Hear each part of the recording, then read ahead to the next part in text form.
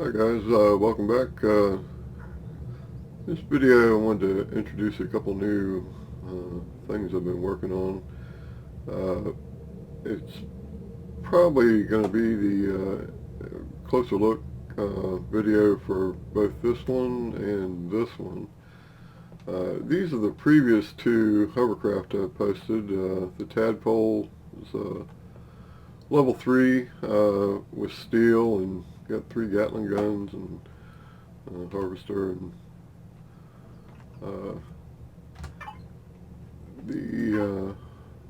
here's the build requirements, material requirements. It's a little bit higher than when I started making this. I wanted to make a little entry-level starter HV, but by the time you gather those materials, do a little mining and gathering, depending on your game settings, if you're set to fast progression or medium or slow, you might already be level 5 by the time you gather this stuff. So I made this one, which is level 5, which allows you to put the turret on there and an armor locker,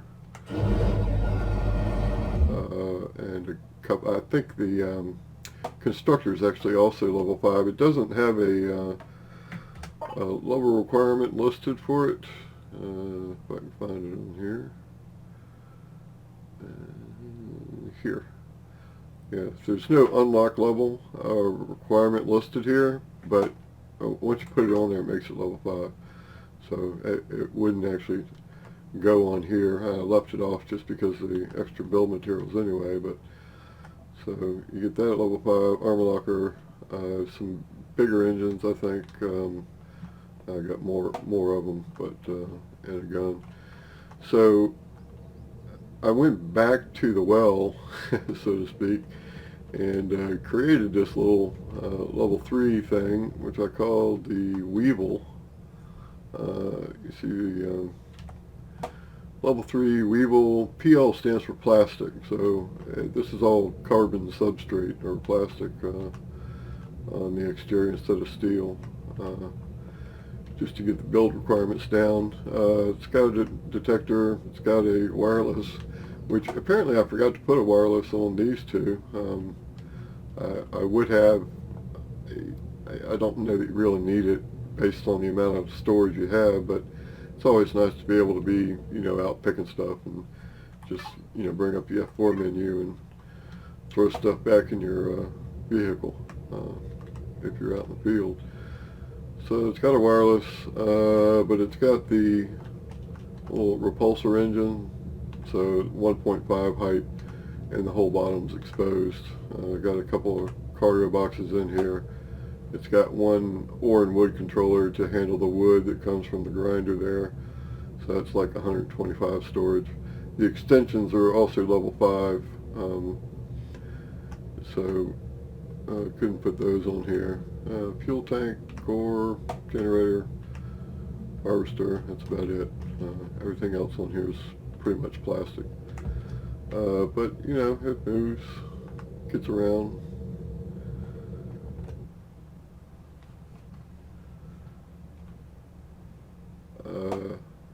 It's kind of like a Bic lighter. You use it up and throw it away. But it's nice to be able to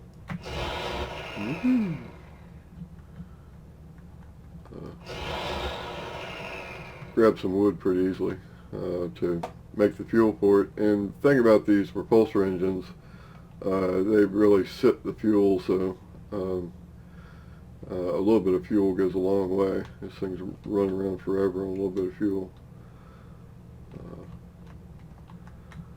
So this one, I haven't put it on the workshop yet, but it's one of the next ones I'll throw up there. So that's the Weevil, level 3. This one's level 3. This one's level 5. This one is in the same line. It's got the same kind of front configuration on it, which stems from this thing over here, but the color scheme on these two, the green and gold, was kind of inspired by a guy named Combat. I just saw in the workshop. He made this thing, I think it's level 5. Pretty neat little ship.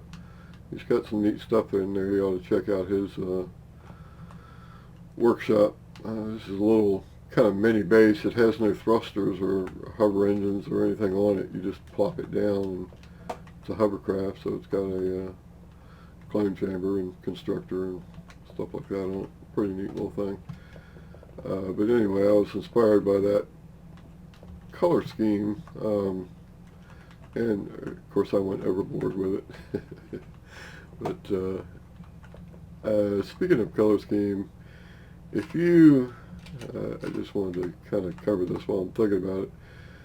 If you're not crazy about this camo on here, pretty easy to replace, at least in creative. I'm in a creative world, but if you want to change the texture to, even a matte finish or something like that, you can replace it all in one swipe on either of these or both of these. I'm picking textures that I haven't used elsewhere. There's only a few textures on these things aside from that camo pattern. A few textures there, a few back here on this thing, a couple down there, and a bunch and some across the bottom. But you can go back to whatever base you want and then do whatever kind of texturing you want to do. Same thing with the color, obviously. But at any rate, so this is a level 8.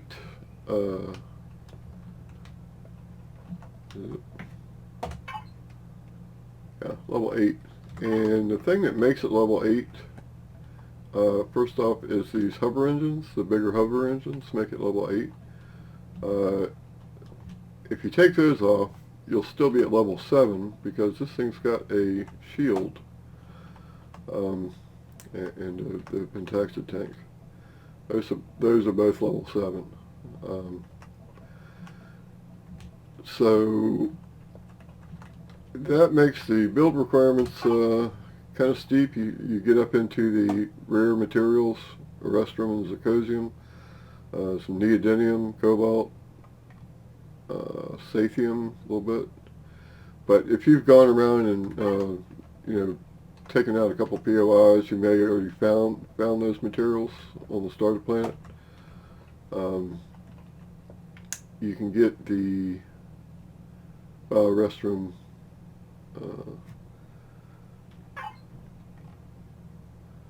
these two you'd probably have to find from POIs. Also the neodymium. That may actually be the hardest one to get enough of. Cobalt you can usually find. POIs can contain all of these things. Sathium is easy enough to get. If you go take apart the Titan ship, salvage it, you'll get a bunch of hardened steel plates. You can throw those in the factory and they have sathium in them. Anything armored windows, or hardened steel, or obviously combat steel, will all contain some of that. So the rest of the stuff is just a matter of gathering those materials. But if you can get to level 8, I think this makes a pretty neat little ship. It's got a constructor here, accessible from the rear. Of course, you can use the P menu. Armor locker here, health station here. That's medic station is level 7, unlocked 7. Oxygen, and these shutters are all hooked up to this center one here. So if you activate this center one, the upper center one, they all open. Same thing on this one. This upper center one controls them all to open. But so this has got some large thrusters in it. I may make a level 10 version of this, so I can move up to the tier 2, at least tier 2 medium thrusters, and armor cockpit, and there's some other things at level 10, a rocket launcher that might be useful. So here's the statistics again for this one, 22, 17, 16 on the sides. I could have matched the front and rear with this same shape, but I would have lost a little bit on the sides. The rear of this has got four large thrusters, and the front has got 2 large thrusters and 2 medium thrusters. But to put a second large in here, this one's actually a small thruster because that medium one comes back to there. To put a large one in there, I would have had to make this one a small as well. So these would have been 2 smalls instead of a medium and a small. I think these are both mediums here. Yeah, that's a medium and that's a medium.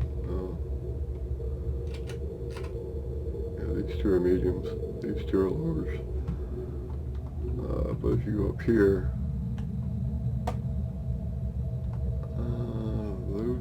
okay, that's a small one there. That's a medium there. This is the medium that goes out this way. I gotta fix that texture, it looks like. And that's a large beside it. So, just a choice. You know, I could have reshaped the whole thing and made more room to put it in there, but I was already kind of fixed on wedging everything in here. One thing about this, you have to access this through the P menu, but for storage, I've got 5,000 in the ore and wood controller, and that's really, if you fill that volume up, I guess it really depends on what you fill it with. If you fill it with steel blocks, you get about 130 hardened steel blocks. You're going to be at about, I forget now, 260 tons or something worth. So it really adds on a lot of weight depending on what you put in here, trying to fill that up. And you won't, that was filling up like 39.90 or something. I had this at 4. The ammo controller over here is 1,000. I had this at 2,000 and the ore and wood at 4,000, but I took 1,000 of it off of here and put it on there so that I could even the weight out a little bit better. You're still probably going to, if you fill this thing up all the way, you're probably going to lean to this side. But it used to lean pretty hard. I moved 1,000 of the storage over to that side, so it'll help even this thing out. But it's just something to be careful of if you're using weight and volume, which I am now in my games, and so I try to design these things to work well, and that usually means not maxing out the amount of storage you have. But if you're not using weight and volume, or if you're putting light stuff in there, having the extra room to put it in there and still limp back home is probably a good thing. So this thing's got 5 turrets on it, 3 miniguns for shooting drones. This one does have docking pads.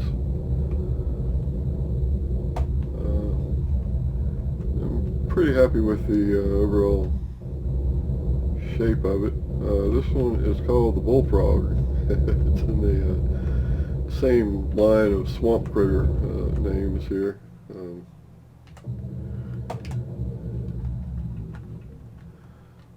So it's a weevil, like a wood weevil, bark weevil, tadpole, pollywog, and a bullfrog. This one is a salamander. Now this one is a level 5. I still haven't put it on the workshop because I'm not happy with it. This is the cargo extensions here got exposed in these, so they won't take that same texture. Figure out what to do about that, but this is level 5, and it costs more to make than that level 8 over there, generally, in some cases, depending on which material you're looking at. Of course, it doesn't use any of the exotic materials, so you can still make this one. It's got 5 turrets, that one's got 5 turrets. This one's got 5 Gatling guns, a little bit overkill. This one's only got 3. This ship's a little smaller overall. It's not as long as this one is. But still hadn't decided what to do with that one. So one of these two, the Weevil or the BullFrog, will be the next 2 ships I put on the workshop. In this same video, I'll probably link to both. If you're watching the currently I just have a playlist on YouTube that kind of has all my videos in there, whether it's a ship closer look or, you know, whether I'm experimenting with different things. If you've been watching the playlist, this ship I made for, it's the Tunnel Spider, level 10, I guess, because the drills require level 10, but I was just experimenting with the new fixed mode drilling, trying to drill tunnels into the ground or into a mountainside to make a base with. I think the old days of using a drill ship for harvesting deposits are probably over. With the new drill or even the survival tool, they have the resource gathering mode of that works well enough that you don't really need a hovercraft to drill those out anymore. But for making bases, this is still pretty useful. So if I get through playing around with that, that'll end up on the workshop as well. So that's kind of what I've been up to. Thanks for watching. Hope you found it useful, and I'll see you next time.